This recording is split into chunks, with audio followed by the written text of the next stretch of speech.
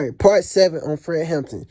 Part 7 is to trust people because too many have been betrayed and given up time and time again.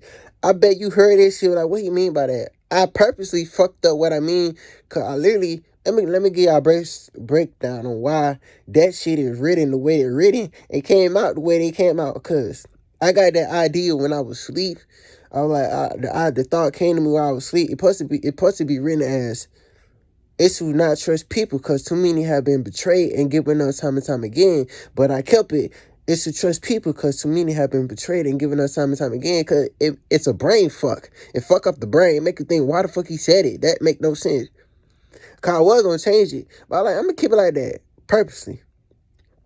Now, I'm going to tell you, here's why I said it. They use your own people to infiltrate a powerful movement before it catches momentum. And I'm going to give a list of people who was betrayed by people they thought was solid, but wasn't when the shit hit the fan.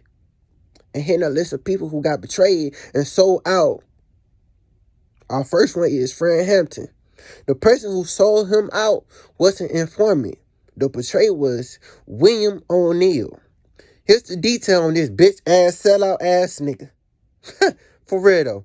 O'Neal was a teenager car. I said teenager car. I fucked up.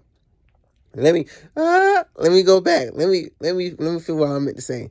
O'Neal was a teenager who was caught for a car theft, who became an FBI informant.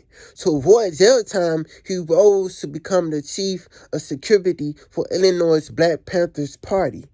And here's the move, this bitch ass nigga. And here's the move for this bitch ass nigga shit.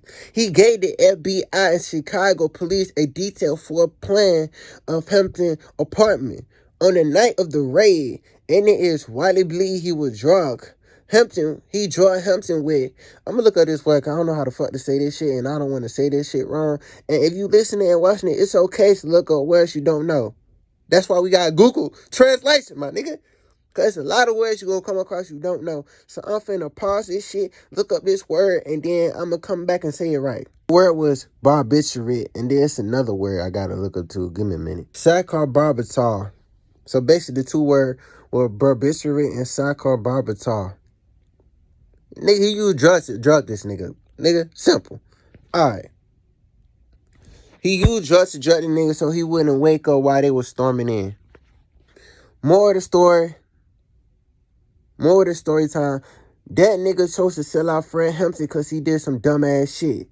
And what the feds did, gave him a choice. Bitch, either you sell out or help us catch Fred Hampton. Or do the jail time. And what did he choose? He chose to snake out a real nigga. I know his ass been having guilty conscience ever since that night, bitch ass nigga. And I didn't even look this shit up. I was just researching and then I came up. Because you know how Judas from the Bible, he had a guilty conscience and then he fucked around and killed himself. That nigga, William O'Neal, he fucked around and did himself the same way. They say after a few years. Let me look up just to make sure I ain't wrong. Cause you know how some niggas, they say some shit and you fact check them, that shit wrong. I'ma look that shit up. Give me a minute right quick. I did more research on him. The informant, William O'Neal, the informant who infiltrated the Black Panther Party. Like I said, they use their own people to infiltrate you. And aided in the 1969 killing of Fred Hampton, died by suicide on January 15, 1990 at the age of 40. Motherfucker, karma don't play. Motherfucker, he nigga had a guilty conscience. He knew his ass was wrong. Motherfucker, all he had to do was go to school and not do no dumb shit. He wanted to be a thief. Got his ass in some trouble. Now the FBI gave him either two choices. Bitch, you do the time or you be a sellout. He chose to be a sellout like Judas. Motherfucker, that shit weighed on his conscience. Nigga, couple years later, nigga committed suicide. You know what I'm saying? All right.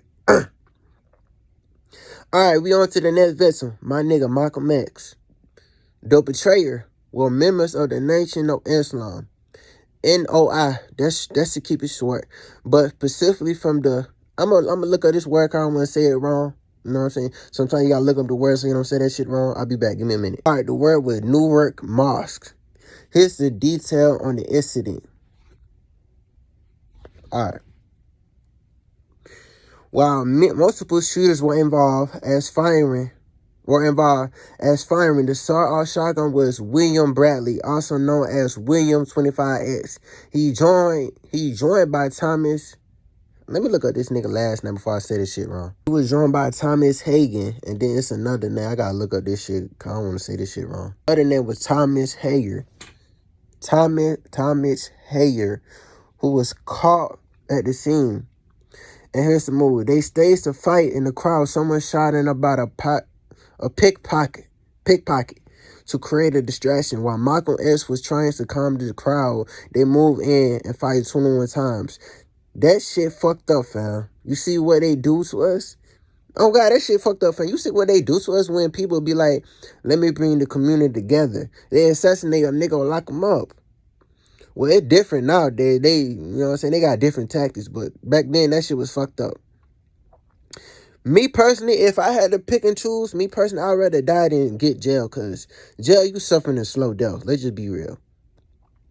At least with death, that shit quick and instant, unless God got other plans and you live through it. Yeah, if you live through it, that shit painful, my nigga. Okay, on to our next victim. Y'all love this nigga. Y'all stay glazing him. Like, nigga, y'all stay glazing this nigga. Y'all want to guess who it is? I'll give you a minute. What you think? You get it? I feel like some of you are wrong. But the nigga is Jesus. Nigga already let it's Jesus. We already know who let Jesus get sold out. The betrayer was Judas. Here's the detail on the situation. One of Jesus' own 12 disciples, the one who held the money bag. Here's the move. He made a deal with the religious leader for 30 pieces of silver. He led the soldiers to the garden of, I gotta look this word up because I don't want to say this shit wrong. He led the soldiers to the garden of Gethsemane and used a kiss as a signal to identify Jesus in the dark. And here's an extra. I ain't never heard before, and you probably didn't. You probably never heard before either. All right, this is going to be about the Greeks. I got to look at this word because most of you going to hear me pause a lot because they use some words I ain't never heard about, my nigga. And you ain't never heard about either. Like, I ain't even going to try to pronounce this shit. I'm going straight to translation. Motherfucker, give me a minute. Greece at Thermopylae. The betrayer was, I got to look up another word because they use some fucking words I never heard of. Should say Ephialtes or Trachis. Here's the details of the locals, Greeks who knew the mountain well. The move on the situation, while King, another fucking goofy word I don't know. Damn. While King Leonidas and his men were holding off the massive Persian army, this fucking word again, oh my God. Ephialtes showed the Persian a hidden mountain path that allowed them to circle around and ambush the Greeks from behind. Moral of the story, it's always someone that's a weak link and will. Moral of the story, it's always someone that's a weak link and will sell you out if it keeps them safe and benefit them at the end of the day. And this leads me to the next part of the lesson, part 8, and it's probably the last part as well. You know what I'm saying? For real.